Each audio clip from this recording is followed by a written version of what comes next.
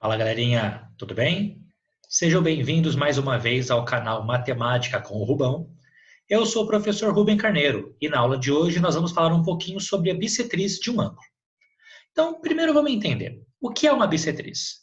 A bissetriz, ela pode ser uma reta, pode ser uma semirreta ou um segmento de reta que divide um ângulo em duas partes com medidas iguais.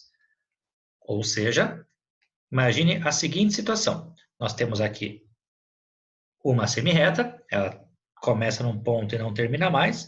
Uma segunda semirreta, então vamos admitir que essa semirreta aqui é a semirreta AB, ela começa no ponto A, passa pelo ponto B e vai embora. Essa outra semirreta é a semirreta AC, pelo mesmo motivo, né? Começa no A, passa pelo C e vai embora. Essas duas semirretas com a mesma origem formam um ângulo. A bissetriz desse ângulo vai ser uma semirreta, no caso que eu vou desenhar, fazendo a mão livre mesmo, mais ou menos assim, que vai dividir esse ângulo em duas partes iguais. Então, essa primeira parte aqui, ó, tem a mesma medida que essa segunda parte. Então, essa semirreta que eu desenhei é a semirreta chamada de bissetriz, desse caso, do ângulo BAC, do ângulo com vértice A. Acontece que a bissetriz, ela possui uma propriedade muito importante.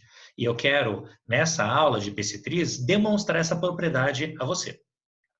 Vamos escolher um ponto qualquer em cima dessa reta bissetriz. Por exemplo, esse pontinho aqui, que eu vou chamar de ponto I. E eu vou, no meu desenho mesmo, determinar, ou pelo menos representar, a distância entre o ponto I e a reta AB. A mesma coisa, a distância do ponto I até a reta AC. Como que eu faço a representação? Lembrando que a distância entre um ponto e uma reta sempre vai ser um segmento perpendicular a ela, ou seja, um segmento que forma 90 graus. Então, se na minha figura eu tentar representar a distância entre o ponto I e a semirreta AB, essa distância pode ser representada por esse segmento aqui. E vamos chamar esse pontinho aqui de J, apenas para ele ter um nome e ser mais fácil nos referir a ele posteriormente. De forma semelhante, se eu quero fazer ou representar a distância entre o ponto I e a semirreta AC, ela pode ser representada por esse segmento aqui e vamos chamar esse ponto de ponto K. Quando eu faço essa representação, essas duas representações, você com certeza consegue enxergar que eu tenho um triângulo aqui em cima, o triângulo AIJ, e um triângulo aqui embaixo, ó, o triângulo AIK. E se você olhar com calma esses dois triângulos, nós vamos observar algumas coisas importantes. A primeira coisa importante é você perceber que o segmento AI, ele é um lado dos dois triângulos simultaneamente. Então, nós dizemos que o segmento AI, ele é um lado comum aos dois triângulos. Além disso, você consegue observar que o triângulo de cima tem o ângulo J de 90 graus e o triângulo de baixo tem o K de 90 graus. Então, esse ângulo ele é congruente nos dois triângulos. Então, o ângulo J de cima, o nome completo dele, né, era o ângulo AJK. Ele vai ser congruente, ele vai ter a mesma medida que o ângulo de baixo, que é o ângulo AKI. Correto? Só uma pequena correçãozinha, acabei de perceber. O ângulo de cima, olha só, é o ângulo AJI. Então, vamos apagar o K, né? E corrigir isso aí, AJI.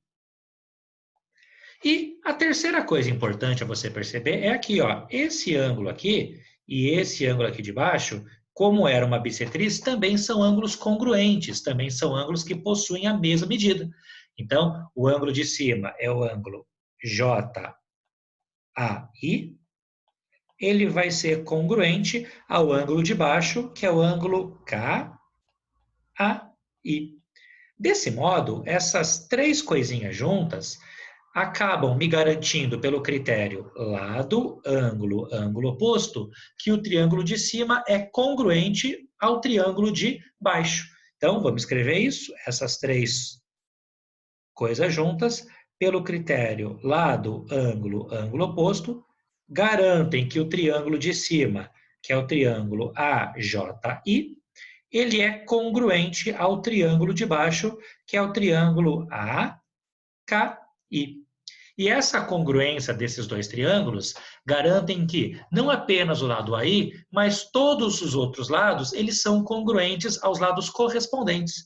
Em particular, o que vai ser muito interessante para nós nessa aula é observar que o lado IJ do triângulo de cima, ele é congruente ao lado IK do triângulo de baixo.